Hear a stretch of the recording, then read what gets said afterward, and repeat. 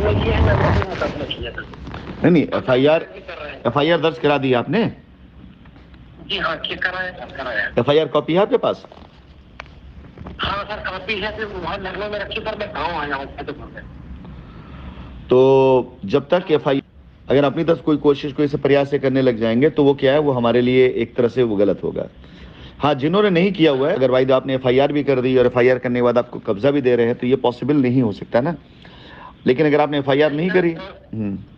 जी जी, आप जब sir phone star पर हम जाएंगे सर शाम को? नहीं जाए आप जी, लेकिन पोजीशन आपका तभी हो पाएगा अगर आप एफआईआर में हैं तो कोर्ट के आदेश के अनुसार, तब हो सकता है वो भी 27 तारीख हो जाए। लेकिन अगर डेट बढ़ गई, मालिक ना करे, ऐसा नहीं होगा, जहाँ उम्मीद पूरी है, लेकिन हो गया तो आपको उस डेट के साथ भी जाना पड़ेगा।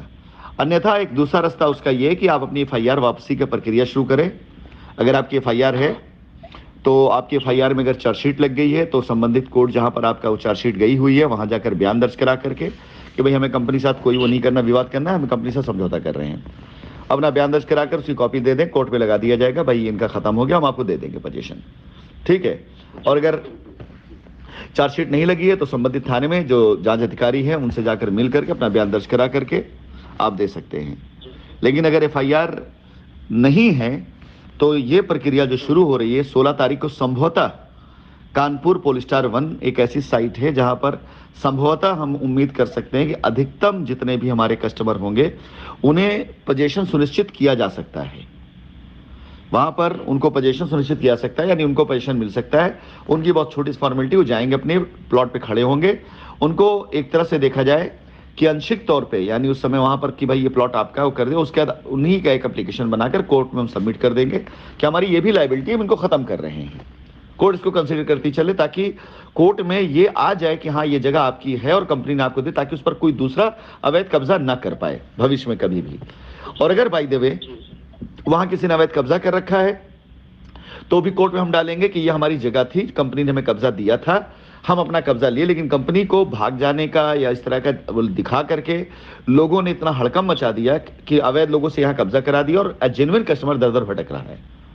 तो ये कोर्ट में डालने से भी कोर्ट आपको संज्ञान में लेगी और वो कर दे। कोर्ट में जाना है तो तरीका ये जाने का है, पैसा मांगना चाहिए कोर्ट जाकर के, अपनी जमीन मांगना चाहिए कोर्ट जाकर के।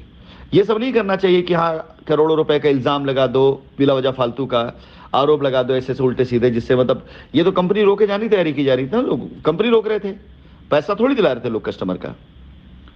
अब जब कंपनी सामने आकर के बात कर रही है तो कंपनी वो रास्ते बताएगी आपको जिस रास्ते से आपका काम हो सकता है। आप गलत रास्ते पर चले गए तो आप सीधे रास्ते पे आए, ताकि आपको आपकी एफआईआर से कोई इतराज नहीं है। मैं कह रहा हूं अगर आप एफआईआर जाना चाहते हैं, जब रास्ता आएगा, जजमेंट आएगा कोर्ट का, तब एफआईआर वाले उस हिसाब से कंसीडर किए जाएंगे। और हमेशा ध्यान रखिए, कोई चीज अगर बाय द वे कोई चीज विवाद में गई है तो पक्ष दोनों का सुना जाता है ना, ऐसा तो नहीं खाली एक पक्ष सुन के फैसला आएगा, पक्ष तो हमारा भी सुना जाएगा। जी बिल्कुल।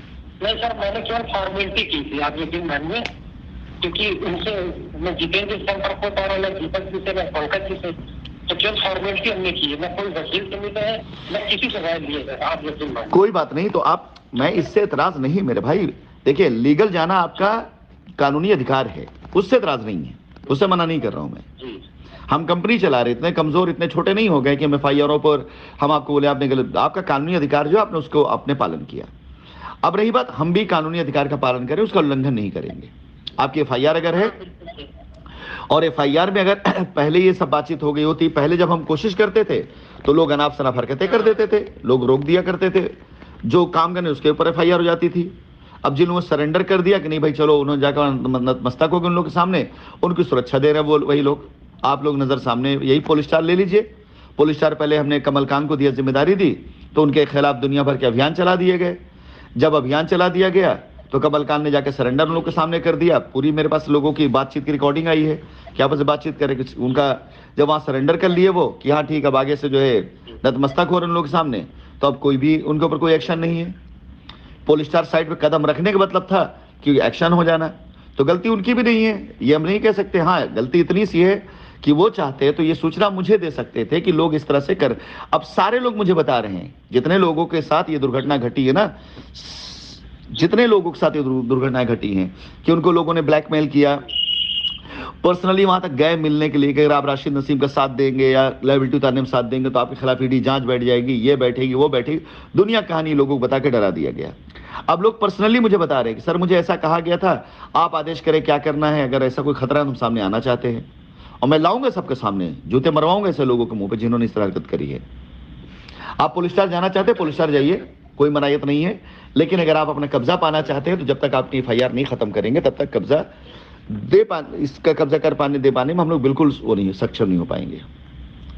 नहीं सर, हम एप्लीकेशन भी वहाँ से देंगे, हम आपको फोटो भी देंगे और वहाँ से उनसे सर बात भी करेंगे। सर हमको जो है एफआईआर कराना है सर, हमको कराना है, हमको उनको कब्जा दे रही सर और मैं अपनी एफआईआर वापस ले रहा हूँ। फिर आप हमारे एफआईआर चलो वापस करने की डन डन चलिए डन। तो सर हम आपसे बात कर लेंगे, संपर्क कर लेंगे सर। चलिए ठीक डन। ठीक है, थैंक यू सर। नमस्कार।